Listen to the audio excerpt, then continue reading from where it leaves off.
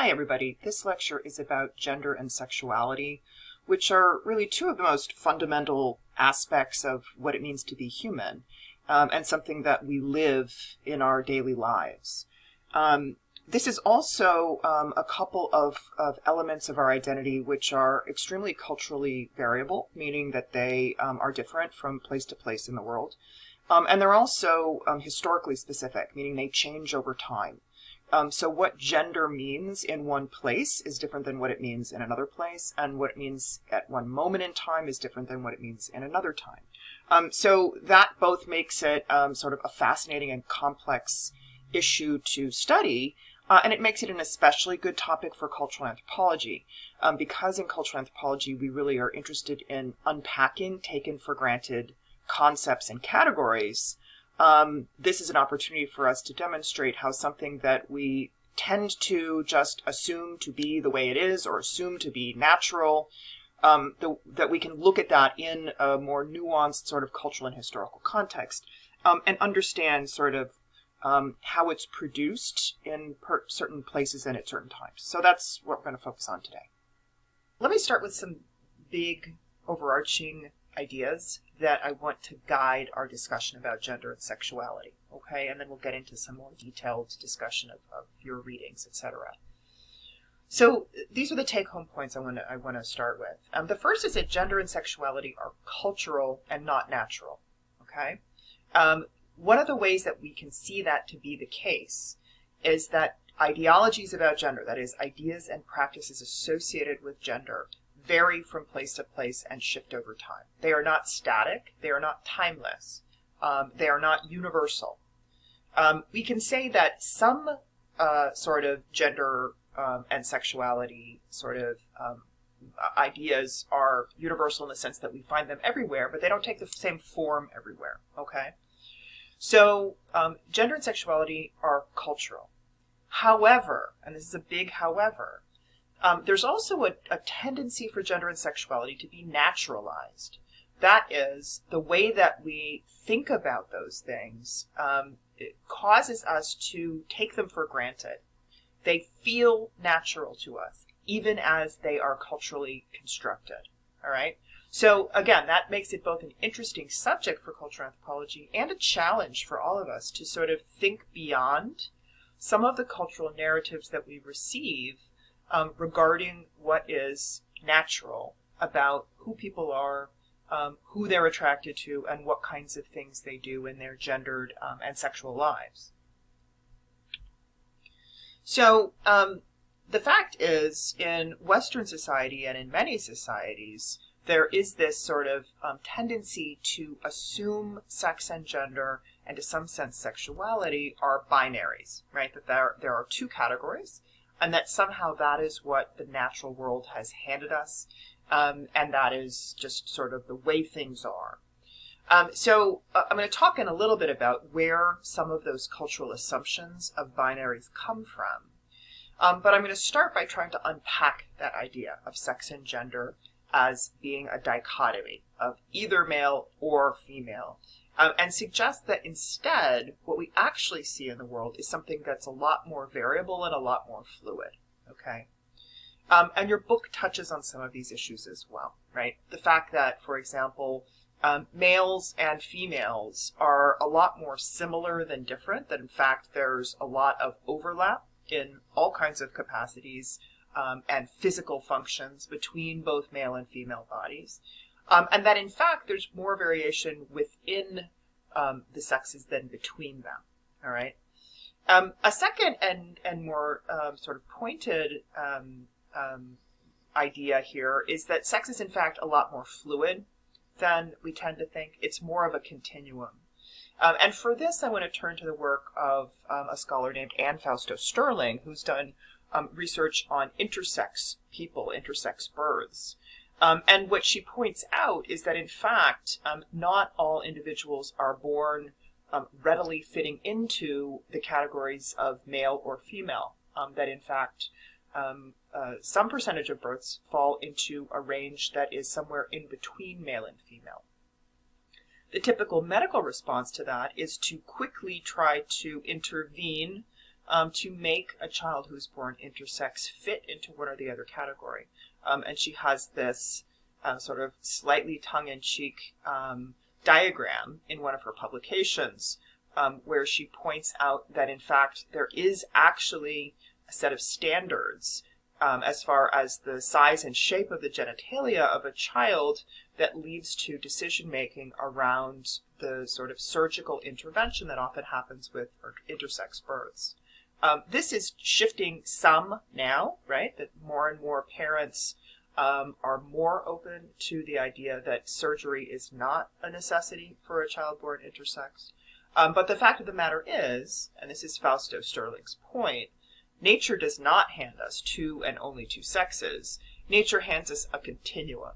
The fact that we perceive there to be a binary there is a cultural phenomenon, not a natural one. Okay, and that's, again, back to this big overarching point that we need to think of these elements of identity as being a cultural construction more than a biological reality.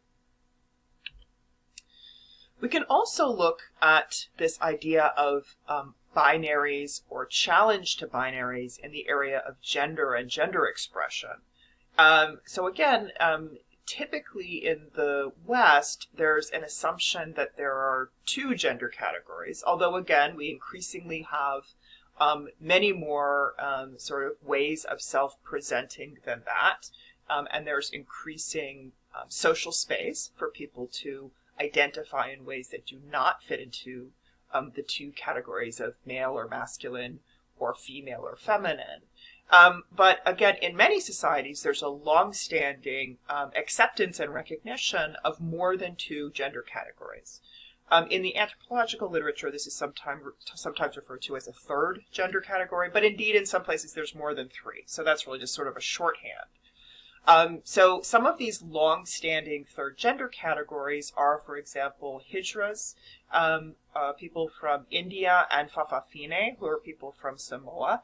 And in fact, you're watching a film about the Fa'afafine, which is a great film called Paradise Bent, where you'll learn more about individuals who are Fa'afafine. And this image here is an image of Hijras from India, who are individuals typically who are born male, but who take on this third gender identity of Hijra, which is not exactly the same as the gender identity of being female, in that Hijras often have particular social roles that are unique to them. They often play, for example, very important roles in certain kinds of ritual contexts. And their both self-presentation and other kinds of activities are a combination, some male, some female, right? And in fact, there's an anthropologist who's written about Hijras and named Serena Nanda, who's written a really interesting book. And in fact, the title of the book is Neither Men Nor Women. And she's writing about the Hijras. So part of her point is this is not just about people fitting into two categories. It's actually about a context in which the gender ideologies make space for more than two categories. Okay, and I linked here to an article because I think it's interesting also when we start talking about gender and sexuality to think about the sort of socio-political context. So in fact, again, the Hijra identity and Hijra people have been around for a long time, but fairly recently, this is an article from 2014, there was also a sort of political and legal shift in India where, in fact, the Hijra gender identity achieved full legal recognition. So even as some of this is about the just continuity across time in these sort of culturally variable ways of recognizing gender, there's also change over that time, right? So in fact, these categories and how we think about people do not stay the same. They change over historical time. Even in contexts where the gender ideology is binary, right, where there's an understanding that there are two categories and only two, there's quite a bit of variation cross-culturally in terms of how separate the realms of men and women are. So, in fact, in some places, male and female social roles overlap quite a bit. In others, there's a real sense of separation, right? That there are spheres where men operate and spheres where women operate. Indeed, one version of that is the sort of modern Western notion of public versus private, right? And again, that's changed over time, too. We certainly don't today expect that women are only to operate within the private or domestic sphere. And yet we do see that there is still a tendency for women to be expected to be better at or to pick up the slack on domestic duties, even when they are also, for example, very actively, for example, having a career that is in the public sphere. So that just that very notion that there's something that is public and something that there is private, and that there's something gendered about those two domains is, again, a very particular sort of cultural elaboration of gender and how it maps onto society and the spaces within society.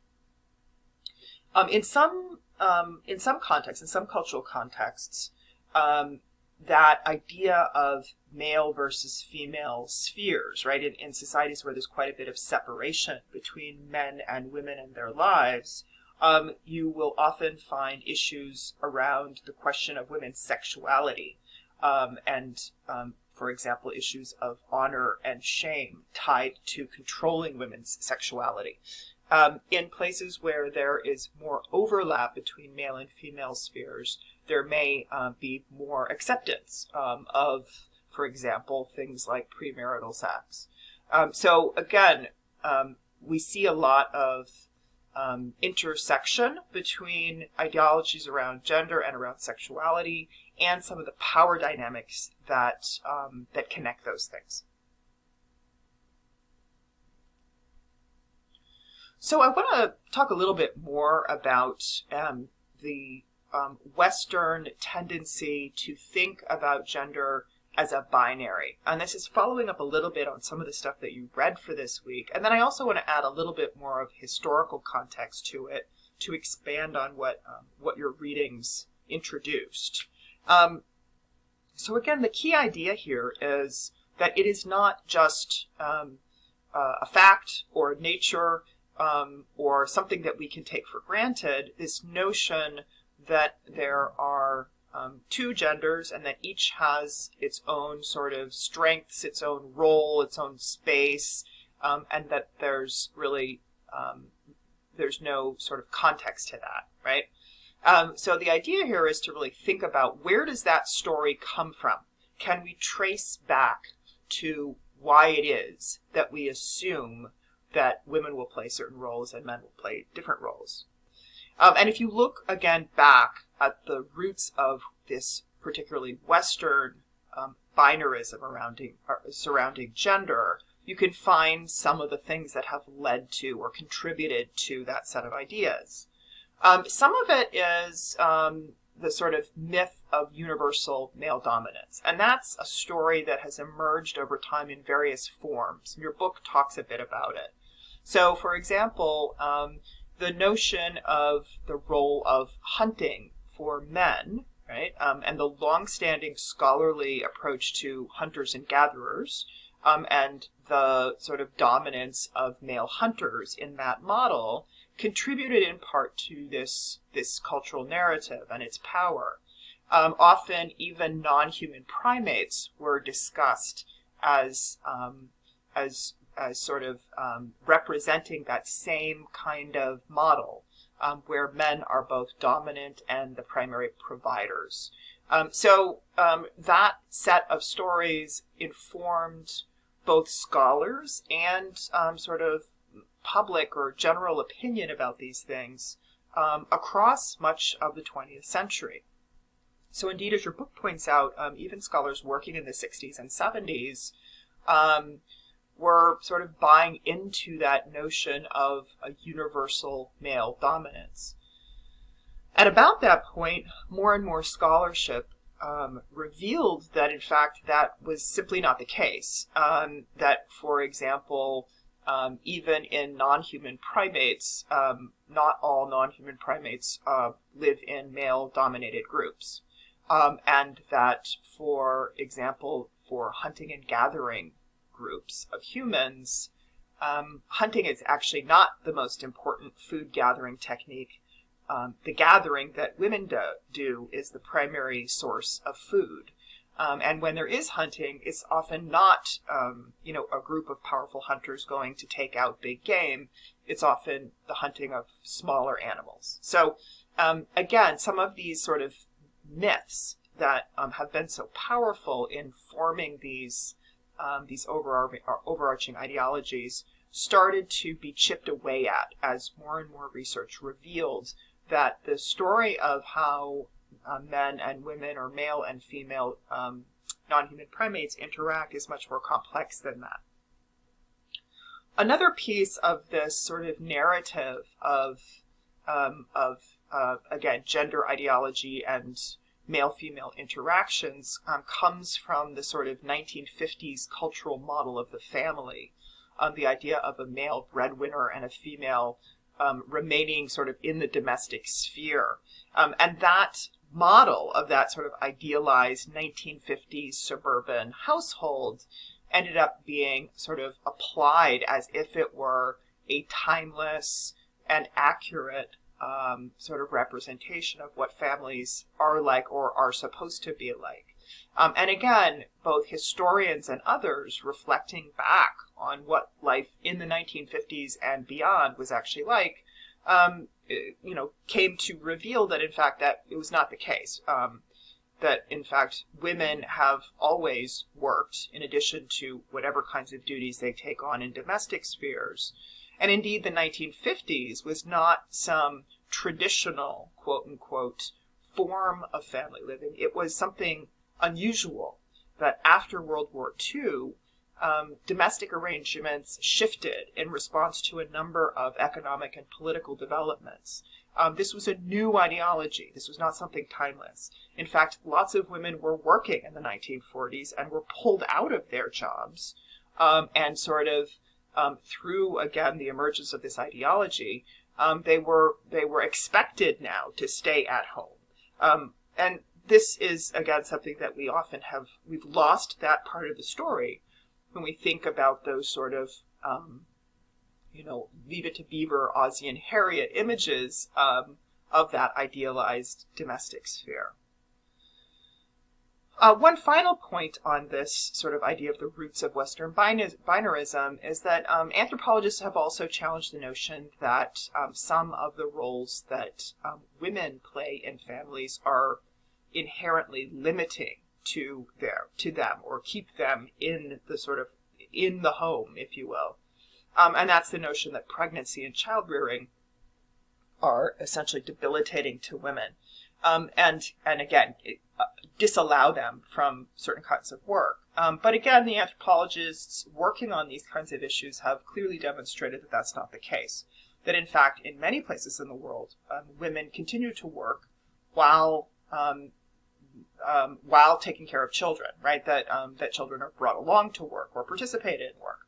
So again, it's really only in places where there's an ideology that disallows women from doing both, that comes to be assumed to be necessary and a part of what it means to be female.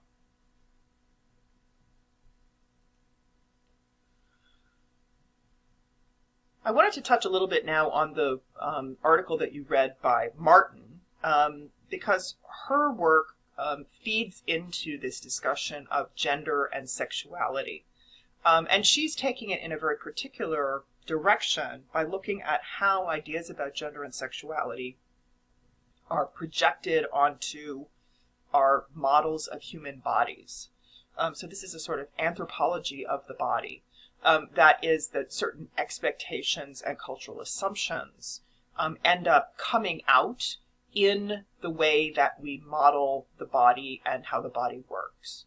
So she's saying that even, for example, in supposedly neutral scientific representations of something like conception, we see all kinds of cultural assumptions about gender getting kind of smuggled into that narrative. And that's what she's talking about in her article about the egg and the sperm, right? So she's giving us sort of, the ways that this moment of conception is described, and saying, in fact, this is not at all an accurate representation of what happens in the human body at the moment of conception. Instead, it's a narrative about gender and gender roles, in which the egg is represented in stereotypical female or feminine ways, and the sperm are represented in stereotypical male or masculine ways. And it's both, because that's what's going on here, it's both inaccurate, that in fact the egg and the sperm don't act that way, and it's just revealing of something else, which is the social context of gender and gender roles.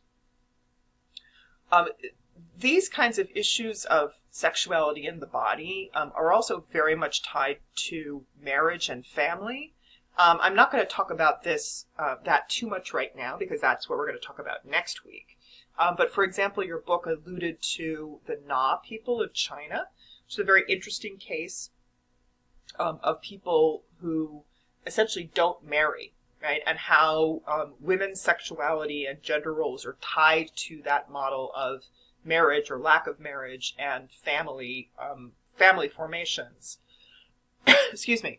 So that definitely links in here, but again, we're going to hold off on that. We'll talk more about Na people next week, along with some other discussions of issues of marriage and family that relate to our subjects that we're talking about right now. I want to talk a little bit more now about sexuality in cultural and historical context. And I want to do so by taking us back a little bit in time and thinking a little bit about particularly medical history and how especially developments in the 19th century were important for the emergence of ideas about sexuality and the relationship between gender, sexuality, and bodies, especially as projected onto women's bodies. These are developments that, again, have a long legacy and continue to be sort of part of how we perceive women and, again, broader issues of gender and sexuality today. So what I want to do is just introduce you a little bit to the work of some key scholars, medical historians, who have worked on this. It's really important work that also informs a lot of the cultural anthropology about gender and sexuality and sort of, again, where those ideologies come from. So I want to talk a little bit about that and give you a couple of examples, and then we'll sort of wrap it up with what we've been talking about so far.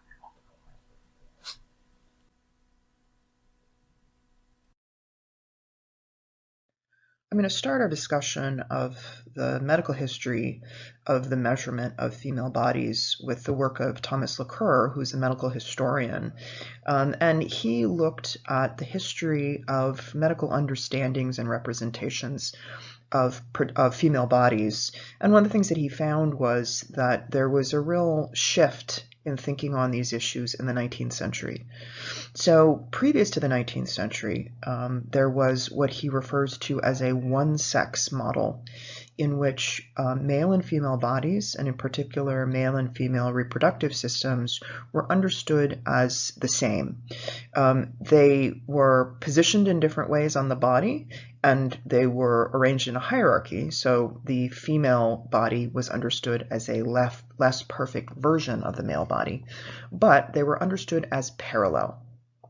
This is demonstrated by evidence such as the 16th century medical illustrations of the female reproductive system, which, although they're of a female body, clearly look like and seem very similar to illustrations of a male body. So Lacour's point here is that previous to the 19th century, the sense of difference was not as marked. In the 19th century, he talks about a shift to what he calls a two-sex model, in which the female body came to be understood as fundamentally different from the male body, and indeed disordered.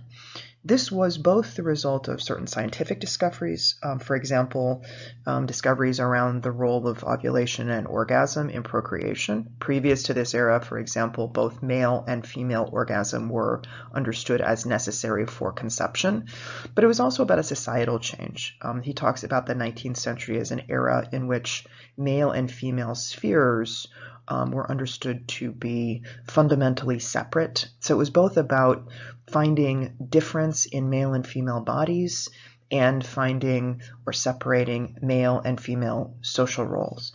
Lacour is suggesting that when we look at these ways of presenting female bodies, we're also seeing something about social expectations of that era. One real clear example of that 19th century representation of female bodies is this illness category called hysteria. This was a condition that was widely diagnosed, particularly among white Western women in that era, and it's a condition that is both about gynecology, neurology, psychology, and character. The idea was that women's bodies, and particularly their reproductive organs, sort of controlled who they were. And because those reproductive organs had a tendency to disorder, then women also lived sort of disordered lives or had to be managed and controlled. Sometimes that disorder was referred to as a wandering womb. So again, reproductive organs as operating in a dysfunctional way.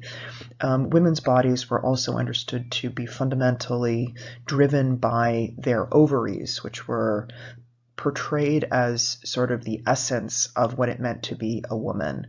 Various sort of natural or elemental aspects of women's bodies were understood as problematic.